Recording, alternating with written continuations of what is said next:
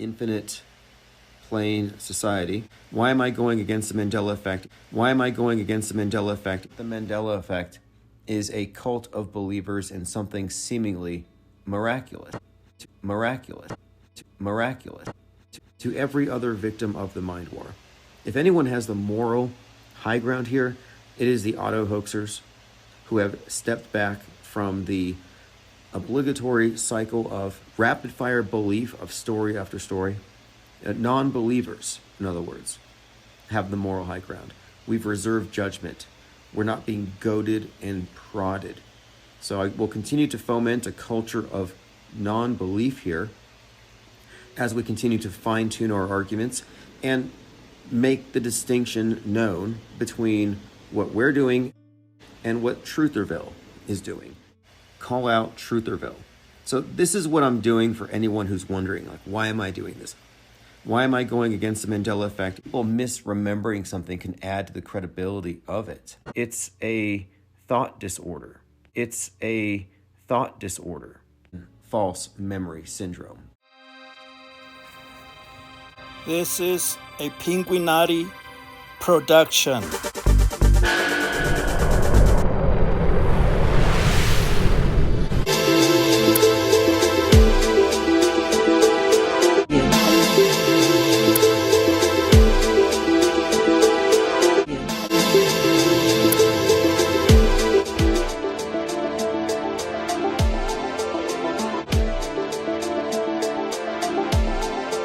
Well, we're going after every single truther. Here's why. This is ultimately about the mediated minds versus the unmediated, the screened or the unscreened. And I'm not interested in convincing normies because they don't think about mediation. They don't perceive it as such. The only individuals worth targeting with this message of skepticism would be the red pill truthers. Although we're not aiming to recruit or convince them, but merely to expose how they're part of the system. Rather, reveal and witness to the falseness. What we are revealing is that the firewall against the truth exists in the minds of the controlled opposition do-gooders who don't know any better. That's how this system is designed. I think it's reasonable now at this point to go off the grid philosophically, to exit the mind war by disengaging emotionally, because they haven't shattered that paradigm for themselves. They're on the wrong side of the screen. That's why I'm pointing this stuff out. That's what I brought up in the Mandela effect thing. The Mandela effect wouldn't exist if they weren't filtering this reality fluid, shifty reality into either or binary propositions. What we have with the Mandela effect is a cult of believers in something seemingly miraculous. Everybody knows Mr. Rod came through the door and sang "It's a Beautiful Day" in the neighborhood. I think it can be argued the Mandela effect is really the miracle effect. A miracle simply is something astonishing attributed to an ultimate or divine power, and it's extraordinary. And miracles are comforting, validating, and it's not merely limited to the religious concepts. UFO sightings, for example, would probably fit within this category. And cults of various religious denominations have a lot of reason to claim to believe something or to find it believable or to believe a witness. And this is because once they do, they get all the reinforcement of the group. They get the social, the cognitive, and emotional reinforcement. And as long as the miracles are considered legitimate, the cult will persist and they will gain confidence as the numbers grow. And what we have with the Mandela effect is a cult of believers in something seemingly miraculous. He told me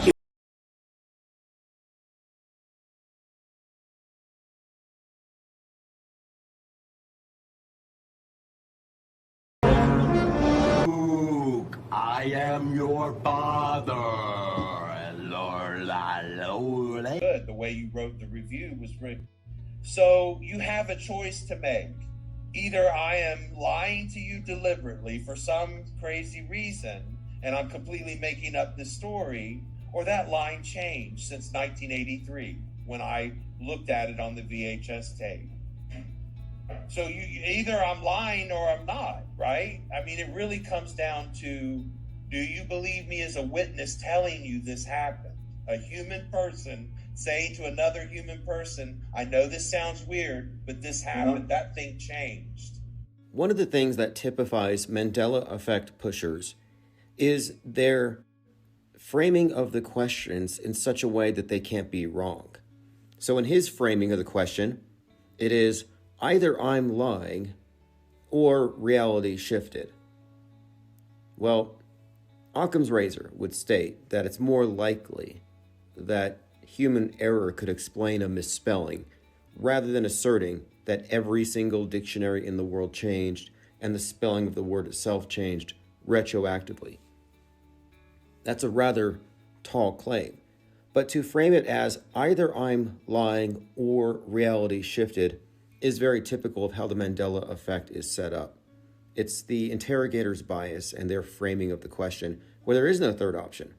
How come there's only one alternative to the officially recognized version of any Mandela effect?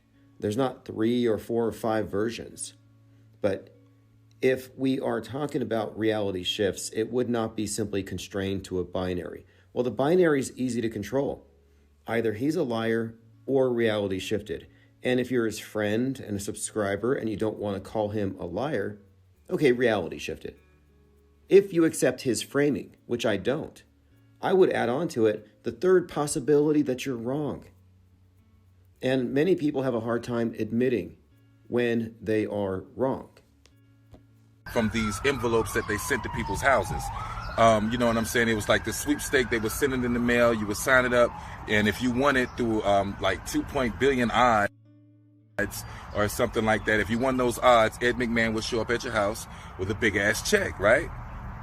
Well, they're saying that didn't happen.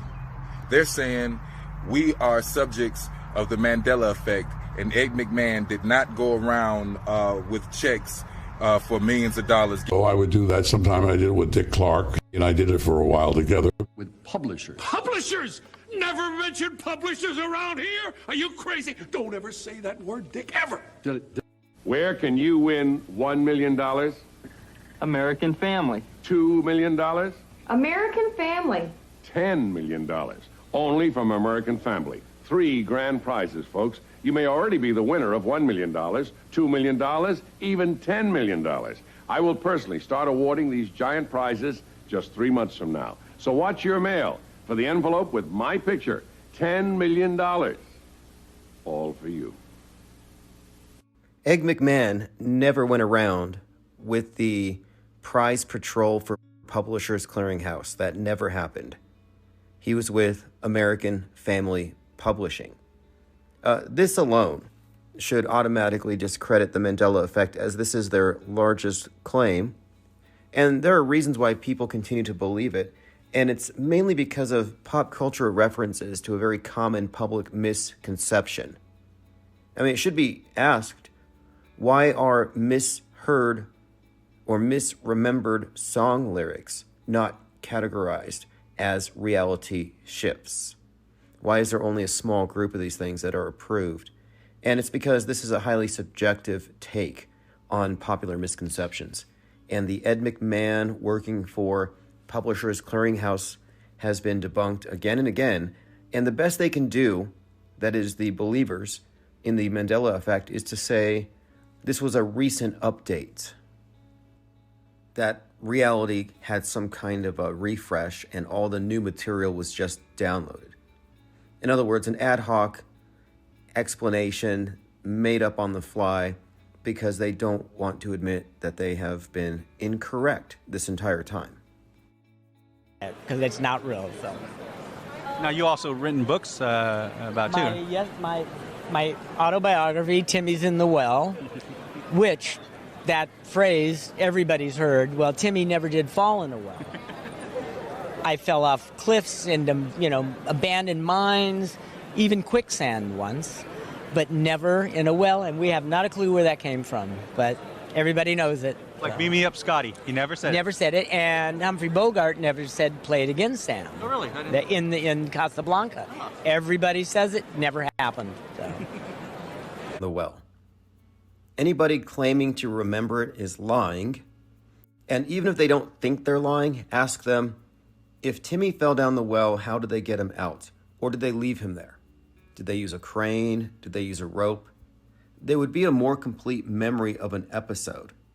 And this is how you know we're looking at false memory syndrome, where a person is essentially creating a meme in their mind and replacing the authentic memory. But that meme is just a single unit of information. It's not all that complex. It's not that deep.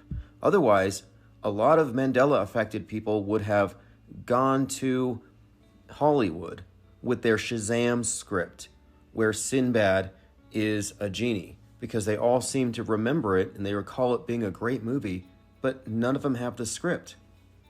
Well, if it doesn't exist and you remember it, you could actually claim to have written it, and who would be able to argue against that? But none of them have done it because their memories are shallow. Nobody remembers how Timmy got out of the well because no one actually recalls him going into the well. It's a false memory. Well, a million people misremembering something can add to the credibility of it. And it's kind of because their memories are shallow. Nobody remembers how Timmy got out of the well because no one actually recalls him going into the well. It's a false memory. Well, a million people misremembering something can add to the credibility of it. And it's kind of ironic here. They say, everybody remembers it this way, therefore it was this way. It reinforces my position. Well, no, actually, you're asserting that it changed and that nobody else remembers this change. You're in the minority who noticed. So everybody doesn't know that. They don't actually have the consensus that they cite.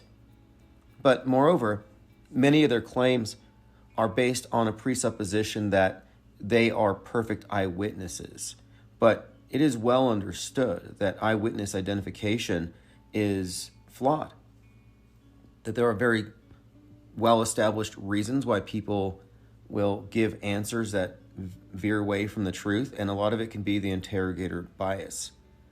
There's the Innocence Project that determined that 75% of the exoneration cases had occurred due to inaccurate eyewitness testimony, false convictions. And so the public needs to be well informed about the idea that eyewitness testimony, eyewitness memory is flawed because it's not absolute truth. Your memory is not a camera. It's not recording things perfectly. And the context of the recollection has a lot to do with this. And this is where I bring into the subject the interrogator bias and how they frame the question and how that ultimately determines the kind of answer they're going to receive. If we're talking about reality splitting into multiple versions or multiple timelines and things are changing and reality's fluid, fine. But if reality's fluid, it cannot be binary. It cannot simply be GIF or Jiffy. There would have to be 15 or 20 variations that people remember. It would be really psychedelic. It'd be kind of insane. But they always ask, do you remember it as A or B? They never say, what do you remember? Do you remember anything about some famous brand of peanut butter that you had when you were a kid? And has anything changed? If they were vague, you wouldn't arrive at the answer. But when they say Jif or Jiffy, not only do they narrow the options, but now they're allowing you to pull in from your memory banks a recollection that's authentic. And they juxtapose it against an imagining that they prompt. They prompt an imagining, and now it's being weighed against a real memory. This is, again, false memory syndrome. This is how it's created. Emphasize that I do not need to debunk every single Mandela effect as it has been categorically refuted. Not even really debunked, because it's never been bunked. But the explanation that it offers for the phenomenon has been refuted, and it's actually outside of the bounds of reality shifts, and it has more to do with logical fallacies, loaded questions, and interpersonal manipulation. The fact that it requires a little bit of gaslighting just to get someone to doubt the perceptions in order to make it plausible should tell you every manipulation.